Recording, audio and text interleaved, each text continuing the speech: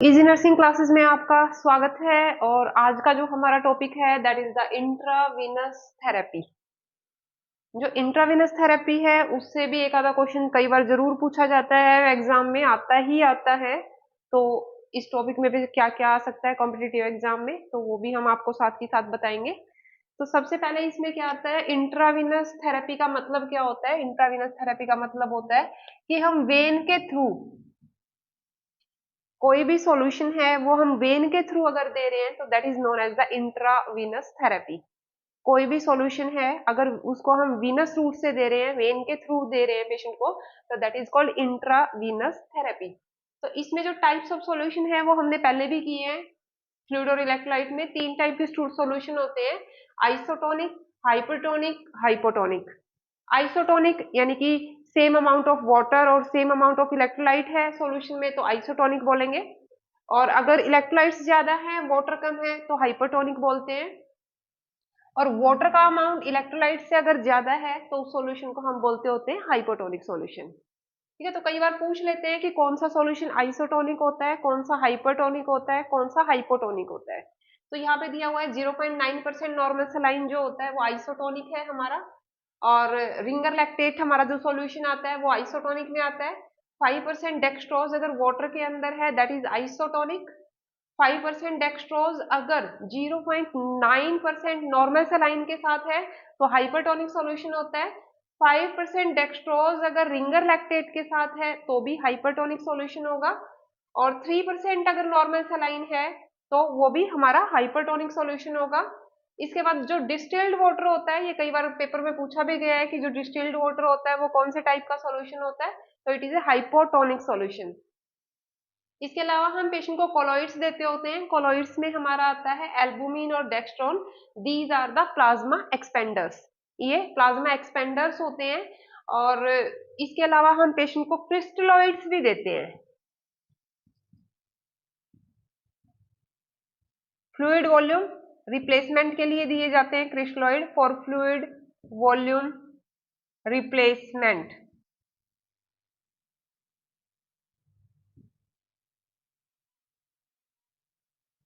फिर के उसके बाद आता है कि जो हम फ्लूइड इन्फ्यूज करते हैं पेशेंट को, तो दो तरह के चैम्बर होते हैं हमारे पास। एक होता है मैक्रो ड्रिप चैम्बर, एक होता है माइक्रो ड्रिप चैम्बर। जो मैक्रो ड्रिप चैम्बर होता है, जो आईवी सेट होता है हमारा, उसमें जो ऊपर चैम्बर होता है उसको बोलते हैं मैक्रो ड्रिप है। वो देखना होता है कि मैक्रो ड्रिप है कि माइक्रो ड्रिप है। तो मैक्रो ड्रॉप है तो इससे जो होता है हमारा कितना जाता होता है, हमारा 60 ड्रॉप्स पर मिनट जाती होती है मैक्रो ड्रॉप से। और जो हमारा माइक्रो ड्रॉप है इससे हमारी जाती है 16 ड्रॉप्स पर मिनट। जो माइक्रो ड्रिप चैम्बर होता है वो जनरली हम पीडियाट्रिक पेशेंट्स में यूज करते हैं, जहां पे हमें जो फ्लूइड है वो कम देना होता है। लेकिन जो अडल्ट पेशेंट है उनमें हम मैक्रो ड्रिप चैम्बर ही जनरली यूज करते होते हैं। इसके अलावा हमारा एक आता होता है फलर बटरफ्लाई बटरफ्लाई सेट आता है हमारा एक।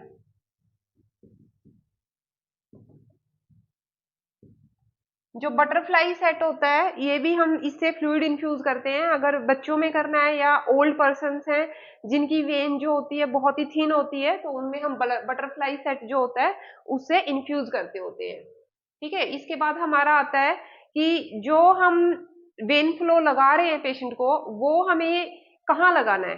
तो वो लगाते हुए हमें इस चीज का ध्यान रखना है कि पेशेंट की हमें अवॉइड करना है डोमिनेटिंग जो आर्म होती है, यानी कि राइट आर्म ही डोमिनेटिंग होती है जनरली। तो डोमिनेटिंग आर्म में नहीं लगाना है हमने, नॉन डोमिनेटिंग आर्म में हमें वेन फ्लो पेशेंट को लगाना है।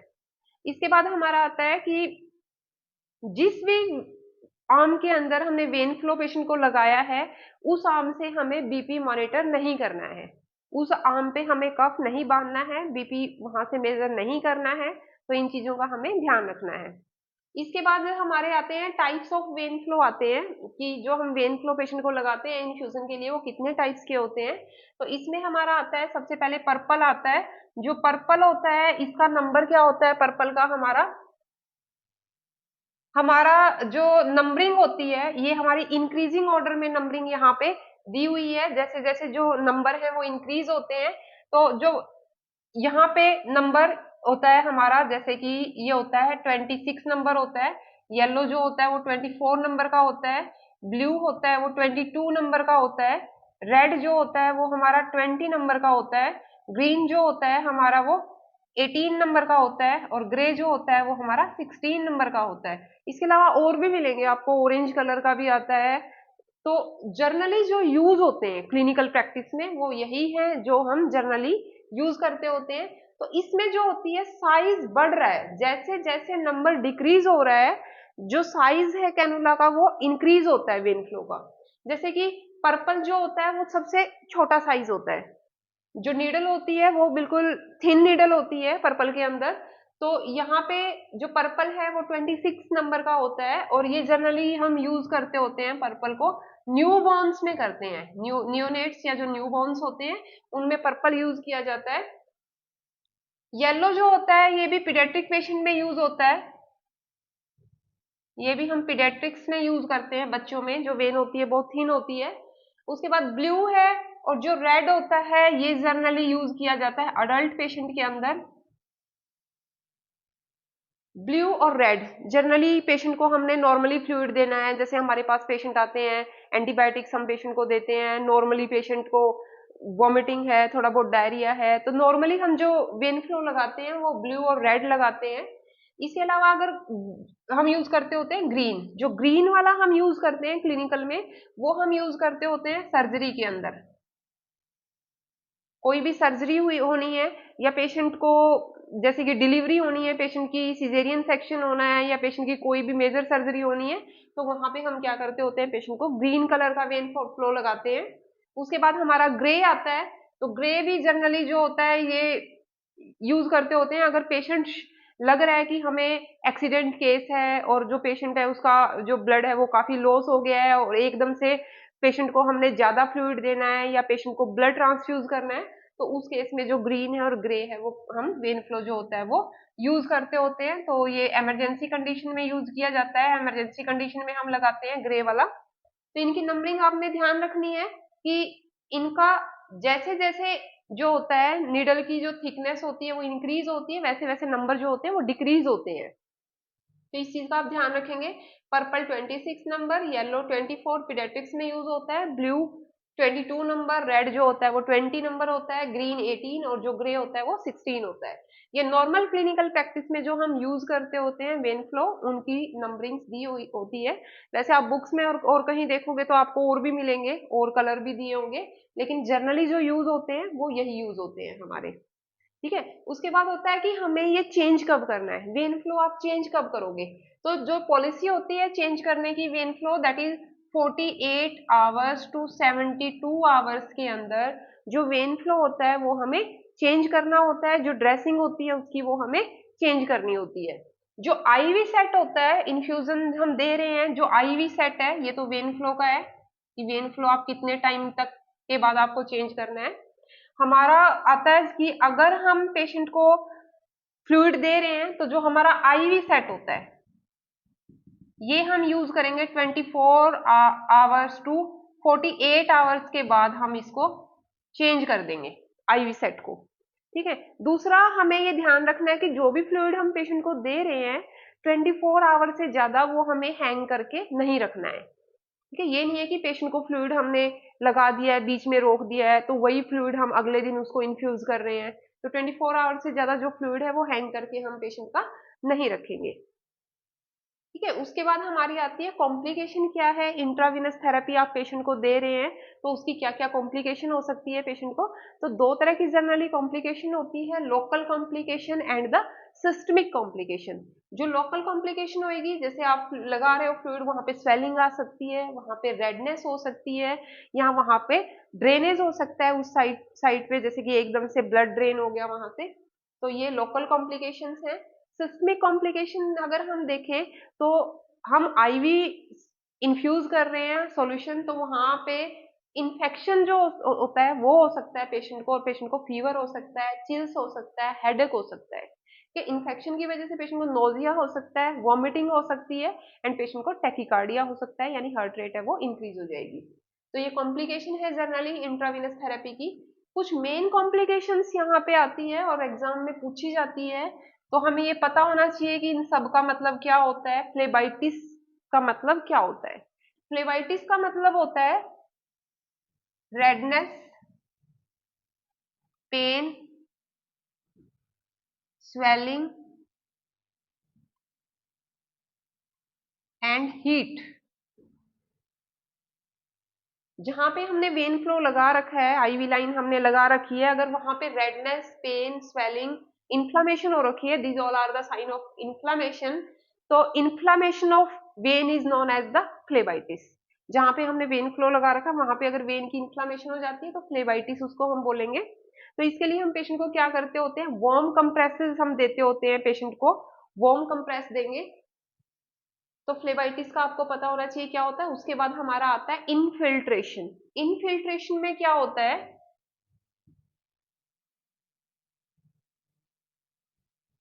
Seepage of fluid under skin. जो फ्लूइड हम दे रहे हैं वो अंदर वेन में ना जाकर स्किन में ही डिपॉजिट हो रहा है, टिश्यूज में डिपॉजिट हो रहा है, and that cause the oedema. वहां पे अडीमा हो जाता है, पेन हो जाता है, स्वेलिंग आ जाती है, और वहां पे क्या होएगा, एक और चीज आपने याद रखनी है, कूलनेस।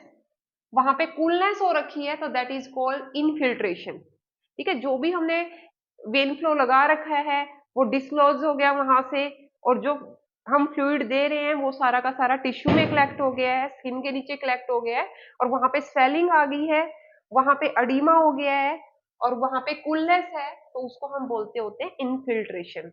ठीक है, तो कई बार डेफिनेशन ही पूछते हैं कि इनमें से इनफिल्ट्रेशन की डेफिनेशन इनमें से कौन सी सही है, या इनमें से फ्लेबाइटिस है वो कौन सी डेफिनेशन सही है।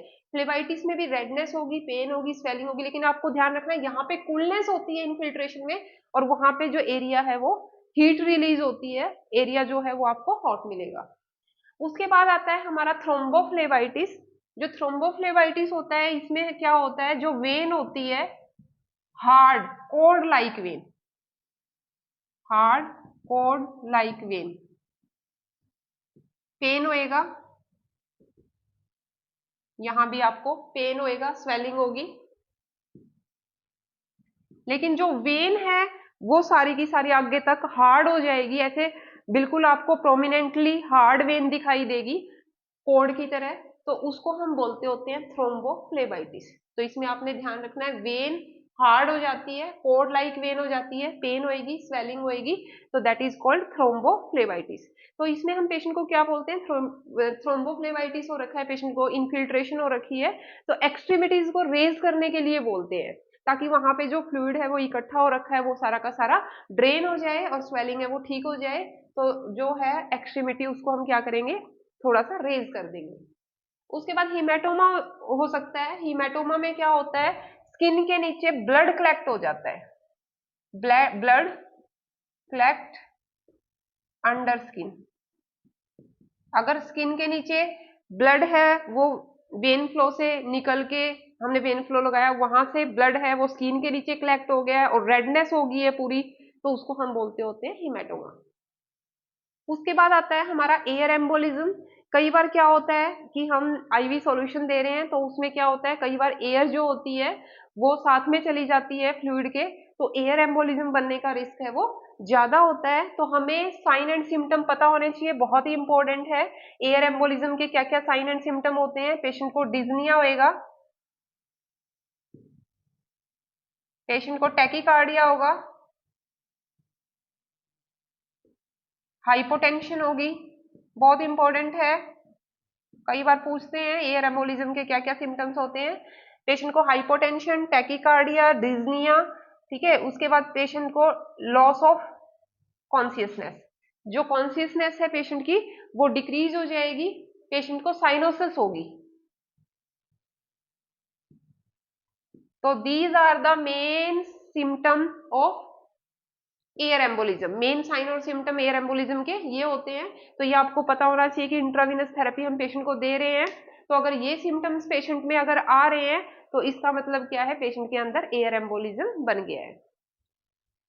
ठीक है, इसका था एयर एम्बोलिज्म अगर बन गया है तो हम क्या करते होते हैं, पेशेंट का एकदम से साइड लाइन पोजिशन हम पेशेंट को देते होते हैं, और उसका जो हेड होता है वो डाउन कर देते हैं और जो फिट होते हैं उनको ऊपर उठा देते हैं। ठीक है, तो एयर एम्बोलिज्म में हमें ये नर्सिंग रिस्पॉन्सिबिलिटी पता होनी चाहिए कि क्या करना होता है।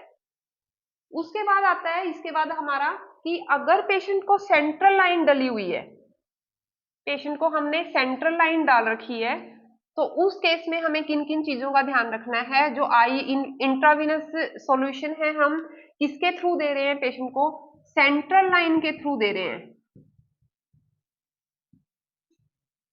तो सेंट्रल लाइन के थ्रू हम कौन सा सॉल्यूशन देते होते हैं पेशेंट को, सेंट्रल लाइन के थ्रू हम पेशेंट को देंगे कोई भी हाइपर ओस्मोलर सॉल्यूशन है, हाइपर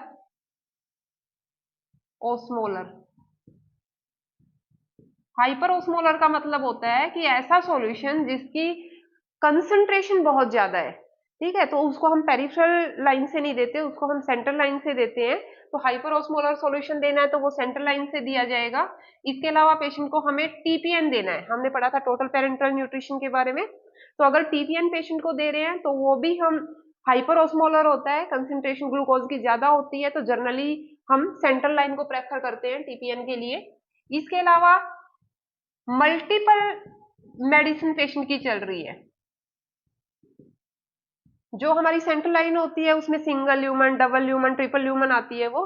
तो अगर मल्टीपल मेडिसिन हमें पेशेंट की चलानी है तो उस केस में भी हम सेंट्रल लाइन को प्रेफर करते होते हैं। सेंट्रल लाइन में ही जो होते हैं इंट्रावीनस थेरेपी सेंट्रल लाइन से शुरू करते होते हैं। ठीक है, इसके अलावा हमारा आता है कि सेंट्रल लाइन अगर पेशेंट को हमने लगा रखी है तो वहां पे हमें इन्फेक्शन को प्रिवेंट करना है, हैंड हाइजीन को मेंटेन करके रखना है।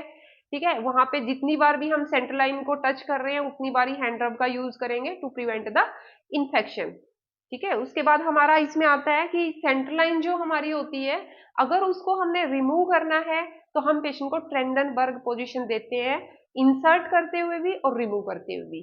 तो ट्रेंडनबर्ग पोजीशन दी जाती है व्हाइल इंसर्टिंग और removing the central line of the patient. ठीक है, उसके बाद हमारा जो सेंट्रल लाइन है उसको हम फ्लश करना होता है ताकि उसकी पेटेंसी है वो मेंटेन रहे। तो कोई भी जो हमारा सॉल्यूशन होता है, डाइल्यूटेड सॉल्यूशन है, जो नॉर्मल सलाइन होता है, उससे हम उसको फ्लश कर सकते हैं। इसके अलावा उसमें कोई क्लॉट ना बने, उसकी पेटेंसी मेंटेन रखने के लिए हम हिपैरिन देते हैं, उसमें हिपैरिन से उसको फ्लश करते होते हैं सेंट्रल लाइन को। ठीक है, ताकि वो पेटेंट रहे, ओपन रहे। ठीक है, ये चीज भी कई बार पूछ लेते हैं कि पेटेंसी मेंटेन करने के लिए इनमें से हम क्या देते हैं, तो ऑप्शंस में कई बार हिपैरिन सॉल्यूशन होता है, तो हिपैरिन सॉल्यूशन से भी हम जो होती है पेटेंसी को मेंटेन करके रखते हैं। ठीक है, तो ये था हमारा इंट्राविनस थेरेपी के बारे में। इससे कई बार क्वेश्चन पूछे जाते हैं, एक या दो क्वेश्चन जरूर पूछा जाता है, तो आप इसका अच्छे से पढ़ोगे, अच्छे से लर्न करोगे। Thank you very much.